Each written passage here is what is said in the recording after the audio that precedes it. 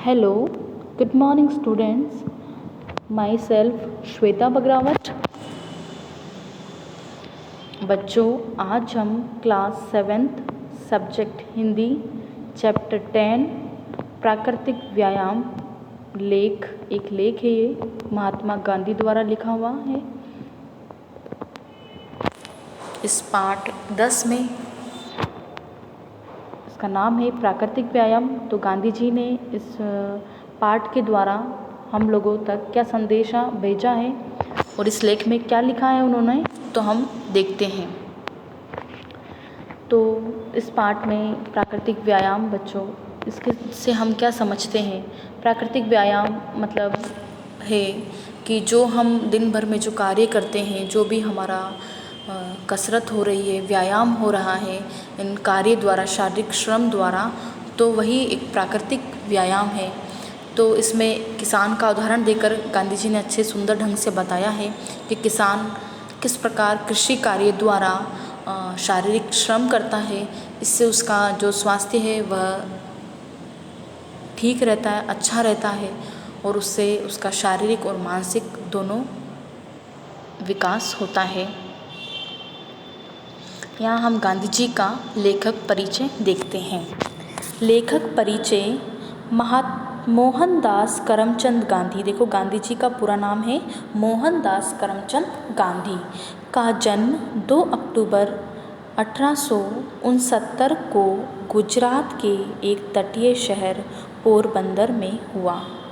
यह पेशे से वकील थे, पर इन्होंने कभी अपने निजी स्वार्थ के लिए कार्य नहीं किया। इन्होंने सत्य, अहिंसा और सादगीपूर्ण जीवन को अपनाया। वर्ष 1921 में भारतीय राष्ट्रीय कांग्रेस की बागडोर संभालने के बाद, देखो, वर्ष 1921 में इन्होंने भारतीय राष्ट्रीय कांग्रेस की बागडोर संभालने के बाद देश भर में गरीबी से राहत दिलाने, महिलाओं के अधिकारों का विस्तार, धार्मिक तथा जातीय एकता का निर्माण, आत्मनिर्भरता के लिए अस्पृश्यता के विरोध में अनेक आंदोलन चलाए, जिसमें असहयोग आंदोलन और भारत छोड़ो आंदोलन प्रमुख है। गांधी जी को महान लेखक होने का भी गौरव प्राप्त है। कई दशकों तक इन्होंने अनेक पत्रों का संपादन किया, जिसमें हरिजन, इंडियन ओपिनियन, यंग इंडिया आदि प्रमुख हैं। 30 जनवरी 1948 को इस अहिंसा के पुजारी का निधन हो गया। अहिंसा, हिंसा का विपरीत, वह अहिंसा के पुजारी मतलब कभी भी किसी बात के लिए वह हिंसा नहीं करते थे, अहिंसावादी थे वो। यहाँ पर इस पाठ को पढ़ने से पहले हम लोग क्या करते हैं, इसका कुछ इस पाठ में आए कुछ शब्द अर्थ हम देखते हैं। मानसिक, दिमागी संबंधित, शारीरिक, शरीर संबंधित, मार्ग, रास्ता, सर्वोत्तम, सबसे अच्छा, कल्लोल, मौज, क्रीड़ा, श्रम, मेहनत, प्रवीण, कुशल, एकांगी, एक पक्षीय, शोभा, सुंदरता, निर्बुद्धि, मूर्ख, शिथिल, कमजोर, बेजान, वृत्तांत, घटना वर्णन, निरुपयोगी, जिसका कोई उपयोग न हो, निरोग, जिसको बीमारी न हो, भूगर्भ, जमीन का भीतरी भाग।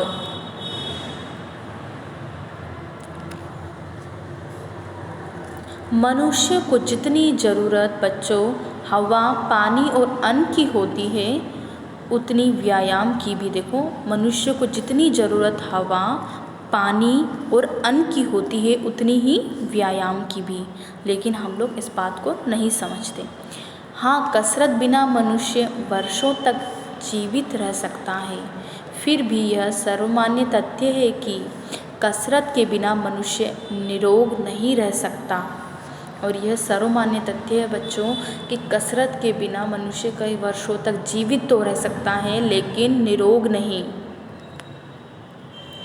कसरत का अर्थ केवल हॉकी, टेनिस, फुटबॉल, क्रिकेट और घूमना ही नहीं, क्रिकेट और हॉकी है ना, और घूमना ही नहीं। कसरत का अर्थ शारीरिक और मानसिक कार्य जैसे भोजन हाड़ और मांस के लिए नहीं बच्चों, हम लोग जो भोजन करते हैं वो हाड़ और मांस के लिए नहीं करते हैं, मन के लिए भी आवश्यक होता है। जो भोजन हम लोग ग्रहण करते हैं वो हाड़ मांस के लिए नहीं, मन के लिए भी उचित होता है। तो इस प्रकार का भोजन हमको लेना है जो हमारे मन पर भी प्रभावित करे, हमारे मन को भी प्रेक्षित करे और प्रेरित करे। वैसी ही कसरत शरीर के लिए नहीं, मन के लिए भी होनी चाहिए।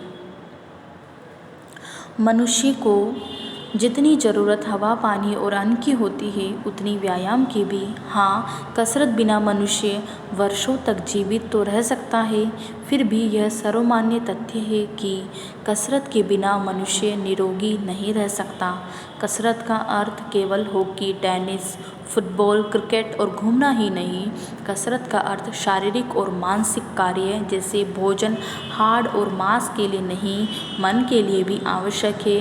वैसी ही कसरत शरीर के लिए नहीं, मन के लिए भी होनी चाहिए।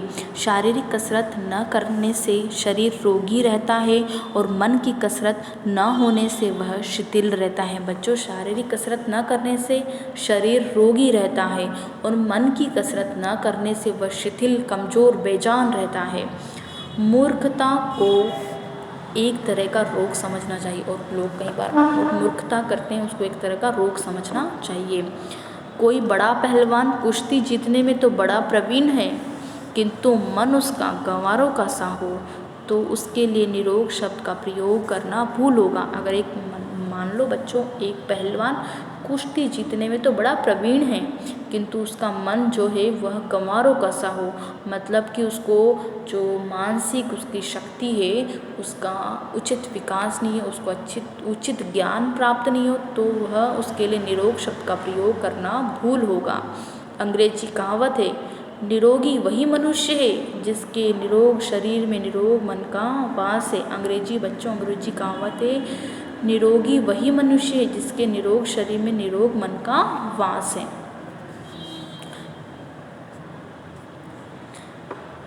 ऐसी कौन सी कसरत है, और बच्चों ऐसी कौन सी कसरत है, प्रकृति ने तो हमारे लिए ऐसा सुंदर प्रबंध किया है कि तुम सदा कसरत करते रहो, सदा कार्य करते रहो। लेकिन हम लोग क्या है, आजकल जो टेक्नोलॉजी के देश में उसमें बढ़ते जा रहे हैं आगे, तो हम लोग शारीरिक मेहनत कम कर रहे हैं और इन सब चीज़ों का, मशीनों का प्रयोग करके हम लोग मानसिक कार्य तो कर रहे हैं, लेकिन हमारी शारीरिक जो क्रियाएं वह नहीं हो पा रही है। शांतिपूर्ण विचार करने से मालूम होगा दुनिया का बहुत बड़ा भाग खेती पर निर्भर करता है। किसान के परिवार को खूब कसरत करनी पड़ती है। रोज़ 8-10 घंटे अथवा इससे भी अधिक कार्य करने पर इन्हें खाने पहनने भर का मिलता है। और बच्चे, शांतिपूर्ण विचार करने से हमको मालूम होगा कि दुनिया का बहुत बड़ा भाग खेती पर निर्भर है। देखो, दुनिया का बहुत बड़ा भाग खेती पर निर्भर है। तो किसान के परिवार को खूब कसरत करनी पड़ती है। बच्चों, किसान का जो परिवार होता है, जो किसान होते हैं वह उनको खूब मेहनत करनी पड़ती है और उनकी खूब इस मेहनत से उनको बहुत ही कसरत होती है और रोज़ 8 से 10 घंटे, इससे भी अधिक उनको कार्य करने पड़ते हैं और तभी उनको खाने पहनने भर का मिलता है। इन्हें मन के लिए अलग कसरत नहीं करनी पड़ती। और बच्चों, इन्हें मन के लिए कोई अलग कसरत नहीं करनी पड़ती। मूढ़ किसान मतलब मूर्ख किसान कोई काम नहीं कर सकता। अगर किसान मूर्ख है, उसको किसी प्रकार का ज्ञान नहीं, कृषि कार्य संबंधित ज्ञान नहीं है, तो वो एक तरह का मूर्ख किसानी है। उसे मिट्टी की पहचान, ऋतु परिवर्तन का ज्ञान, चतुराई के साथ जोतना और साधारणतः चंद्रमा, सूर्य और तारों की गति जाननी चाहिए। उसे क्या जानना चाहिए बच्चों? उसको क्या, एक किसान को किस प्रकार का ज्ञान होना चाहिए? मिट्टी की पहचान उसको अच्छी तरह से होनी चाहिए, ऋतु परिवर्तन का ज्ञान, चतुराई के साथ जोतना, खेत को बोना उसको अच्छे से आना चाहिए, चंद्रमा, सूर्य और तारों की गति जाननी चाहिए। शहर का एक बड़ा भारी बुद्धिमान भी, बच्चों, एक शहर का बड़ा भारी बुद्धिमान भी क्या होगा, किसान के यहाँ जाकर निर्बुद्धि सिद्ध होगा, मूर्ख सिद्ध होगा, क्योंकि किसान ही अपने फसल के बारे में, कृषि कार्य संबंधित बारे में वही सही जानकारी रखता है, उचित ज्ञान रखता है और एक विशाल भाग, दुनिया का विशाल भाग कृषि कार्य में लग्न है। यहाँ दिखाया गया है कि किस प्रकार से खेत कृषि की निकलाई हो रही है, बुआई हो रही है और कृषि कार्य में किस प्रकार रासायनिक खादों का छिड़काव, कीटनाशकों का छिड़काव होता है, किस प्रकार फसलों की खपत होती है। और किसान के यहाँ, एक शहर का बुद्धिमान किसान के यहाँ जाकर निर्बुद्धि सिद्ध होगा। किसान ही यह बता सकेगा कि अमुक बीज कब बोया जाता है। उसे आसपास के रास्तों का ज्ञान होता है बच्चों, उसे यह ज्ञान होता है कि कौन सा बीज कब बोना चाहिए। तारों को देखकर वह रात की दिशा को पहचान लेता है। और बच्चों, तारों को देखकर वह रात की दिशा पहचान लेता है। ये तारा पूरब दिशा में है, पश्चिम दिशा में है, तो इस प्रकार से वह दिशा भी जान लेता है। पक्षियों के शब्द और उनकी गति से वह बहुत सी बातें जान लेता है। और पक्षियों की जो शब्द है, जो पक्षी जो आवाज़ करते हैं, उनसे, उनके कोलाहल से वह पहचान लेता है कि किस प्रकार का वहाँ पर भी इस प्रेजेंट में किस प्रकार का वातावरण है। हम कई बार गौरैया को, स्पैरो को हम देखते हैं कि वो एक साथ इकट्ठा होकर आवाज़ करती है ज़ोर ज़ोर से, तो हम सोचते हैं वहाँ पर कुछ खतरा है ना। हमने भी कई बार हमारे बुजुर्गों से, हमारी दादी नानियों से सुना होगा कि जब चिड़िया एक जगह इकट्ठा होकर आवाज़ करती है ज़ोर से, तो जो गौरैया होती है तो वहाँ पर उसको, गौरैया को कोई कष्ट पहुंचाने वाला कुछ खतरा उस पर रहता है, या कुछ बाज वगैरह वहाँ उसके बच्चों को या उसके अंडे को नुकसान पहुंचा रहे होते हैं। तो यह सब ज्ञान एक किसान को अच्छे से भली भांति पता होता है।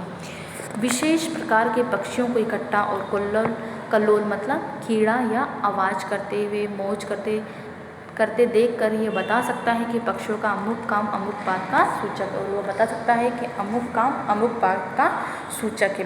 किसान अपने काम भर की खगोल, भूगोल और भूगर्भ विधाएं समझता है। किसान अपने काम भर की खगोल, भूगोल और भूगर्भ विधाएं समझता है। उसे अपने बाल बच्चों का पालन पोषण करना पड़ता है, और बच्चों उसे अपने बाल बच्चों का भी पालन पोषण करना पड़ता है।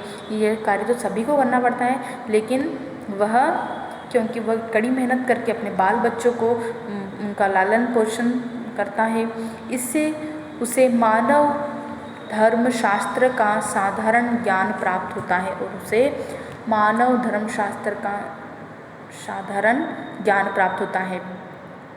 पृथ्वी के विशाल भाग में रहने के कारण यह ईश्वर का महत्व सहजता से समझता है।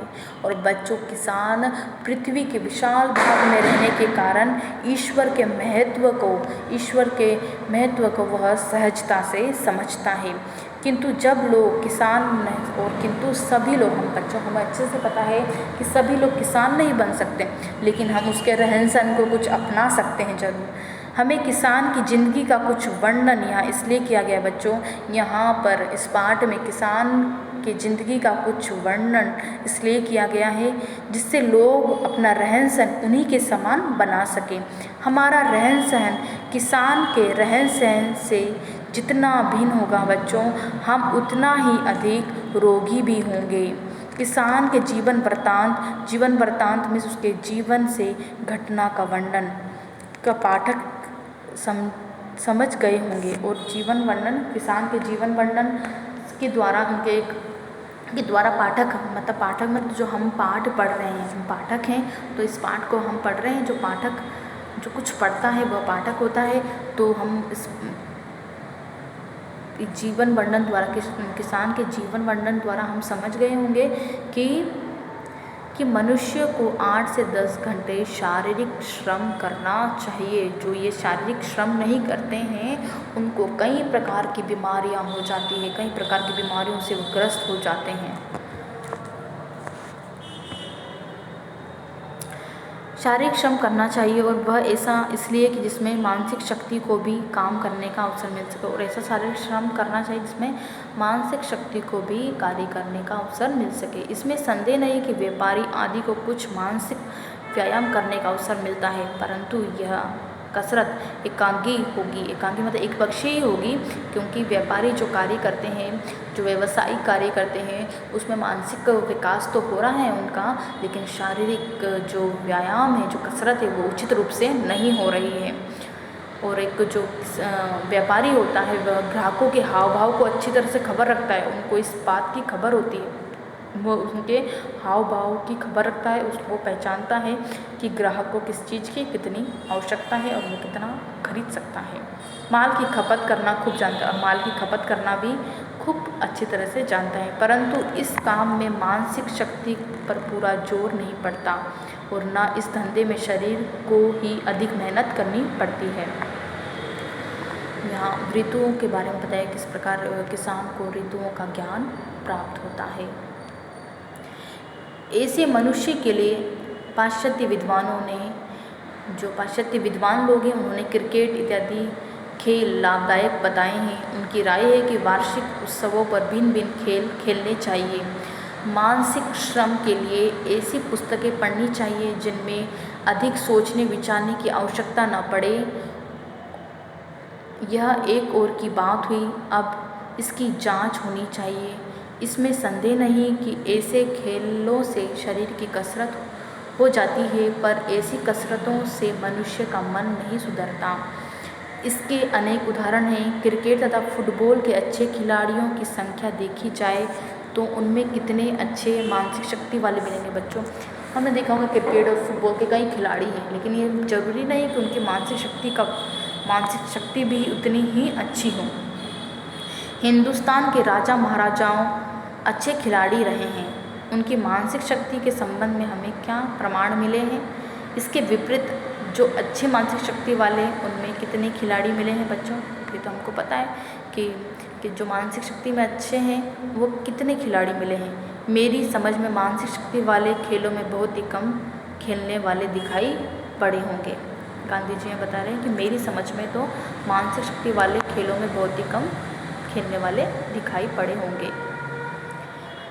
हमारे भारतीय बुद्धिमान ग्रस्तों का मार्ग ही निराला, और हमारे भारतीय बुद्धिमान जो ग्रस्तीय लोग हैं, जो हमारे परिवार वाले, हमारे कुलपति हैं, उनका मार्ग ही निराला है। वे मन की कसरत तो करते हैं किंतु शरीर की कसरत नहीं करते बच्चों, या कम करते हैं। इसी से हम इन्हें असमय खो देते हैं, और क्योंकि वो मन की कसरत तो कर रहे हैं, और मन की कसरत करने से शरीर क्या होता है, हमारा शिथिल कमज़ोर होता जाता है और हम शारीरिक रूप से बीमार होते जाते हैं। उनका शरीर लगातार मानसिक काम करते रहने से क्षीण होता जाता है। कोई ना कोई रोग उनके शरीर में घर किए रहता है और उनके पुष्ट विचारों से देश लाभ उठाए, ऐसा समय आते आते ही वे संसार से चल देते हैं। इससे मालूम होता है कि केवल शारीरिक या मानसिक व्यायाम काफ़ी नहीं, और न ही वह कसरत ही निरुपयोगी और सिर्फ खिलवाड़ के लिए हो। जिस कसरत में मन और शरीर दोनों का सुधार साथ साथ और हरदम होता रहे, वही कसरत अच्छी है, उसी से मनुष्य निरोग रह सकता है। किसानों में ये दोनों गुण हैं, और बच्चों किसानों में ये दोनों गुण बताए गए हैं कि उसमें शारीरिक, उसका जो कार्य है कृषि कार्य, उसमें शारीरिक और मानसिक शक्ति का पूर्ण विकास होता है, और किसान में ये दोनों गुण पाए जाते हैं। जमीन का काम करने की कसरत के अलावा सर्वोत्तम कसरत है चलना। बच्चों, यहाँ पर बताया गया है गांधी जी ने कि जमीन का कार्य करने के अलावा सर्वोत्तम कसरत है चलना। इसे कसरतों की रानी कहते हैं। चलने से शरीर के प्रत्येक भाग में खून तेजी से दौड़ता है, प्रत्येक अंग में हलचल पैदा होती है और सारा शरीर कस उठता है। चलने से हाथ पैर तो हिलते ही हैं, साथ ही बाहर की शुद्ध हवा मिलती है। बच्चों, चलने से क्या होता है, हमारा हाथ पैर तो हिलता है, शरीर में खून तेजी से दौड़ता है और सारा अंग, प्रत्येक अंग में हलचल पैदा होती है, और साथ ही साथ हमें बाहर की शुद्ध हवा भी मिलती है। बाहर के सुंदर दृश्यों का आनंद प्राप्त होता है। सदा एक ही जगह और गलियों में नहीं चलना चाहिए बच्चों, सदा एक ही जगह और गलियों में नहीं चलना चाहिए। खेतों और जंगलों में भी घूमना आवश्यक है, और बच्चों खेतों और जंगलों में भी घूमना आवश्यक है। वहाँ प्राकृतिक शोभा की कुछ फर्क होगी। और अगर हम खेतों और जंगलों में घूमेंगे, प्राकृतिक चीज़ों को स्पर्श करेंगे, तो हमको अनेक प्राकृतिक से संबंधित, अनेक उनके तत्वों से संबंधित अनेक जानकारी प्राप्त होगी। 1-2 मील चलना कोई चलना नहीं है, और यहाँ गांधी जी बता रहे हैं 1-2 मील चलना कोई चलना नहीं है, कम से कम हमको 10 से 12 मील चलना चाहिए। और हम अभी बच्चों, हम अगर कभी कहीं बाहर घूमने जा रहे हैं, कहीं दूर जा रहे हैं खेतों जंगलों में, तो हमको किसी बड़ों का मार्गदर्शन लेना ज़रूरी है। और हम अगर स्टार्टिंग कर रहे हैं चलना, तो पहले हम 1 किलोमीटर, फिर स्टार्टिंग में 1 से 2 किलोमीटर ऐसे चलिए। स्टार्टिंग में अगर 10 किलोमीटर चलने की सोचेंगे तो शायद पता नहीं हमारे पैरों का क्या होगा। जो लोग प्रतिदिन ऐसा न कर सकें वे प्रति रविवार को खूब घूम सकते हैं, और जो लोग रोज़ नहीं घूम सकते अपने कामों के कारण, तो वो प्रत्येक रविवार को खूब चल सकते हैं। तो गांधी जी ने बड़े ही सुंदर ढंग से हमको बताया है कि हाँ, किसान का उदाहरण देकर कि किसान किस प्रकार से मेहनत करता है, शारीरिक श्रम करता है, और उसके इसी कार्य द्वारा उसका शरीर के साथ साथ मानसिक विकास भी होता है। तो बच्चों, हमें भी क्या है, शारीरिक और मानसिक दोनों ही श्रम करने चाहिए, और चलना को सर्वोत्तम बताया है। तो बच्चों, यहाँ सर्वोत्तम कसरत है चलना। तो बच्चों, यहाँ आपको भी हमेशा कुछ ना कुछ, कहीं दूर थोड़ा पास जा रहे हैं, हम गाड़ी का प्रयोग न करते हुए हम पैदल भी जा सकते हैं। पहले के जो लोग थे, उनके पास इतनी सुख सुविधा नहीं हुआ करती थी, वो पैदल ही जाया करते थे, तो इससे उनका जो वेट है वो भी गेन नहीं करता था, बढ़ता नहीं था, वो मेंटेन रहते थे। मूल्य व्यायाम का महत्व, हम इस पाठ के द्वारा हमने व्यायाम के महत्व को समझा। कृषि जीवन सर्वोपरि, और इस पाठ में महात्मा गांधी ने कृषि जीवन को सर्वोपरि बताया है। मानसिक एवं शारीरिक विकास, और मानसिक और शारीरिक विकास को महत्वपूर्ण बताया है कि व्यक्ति के अंदर मानसिक और शारीरिक विकास उचित रूप से होना चाहिए, वह लगातार होना चाहिए। Thank you students.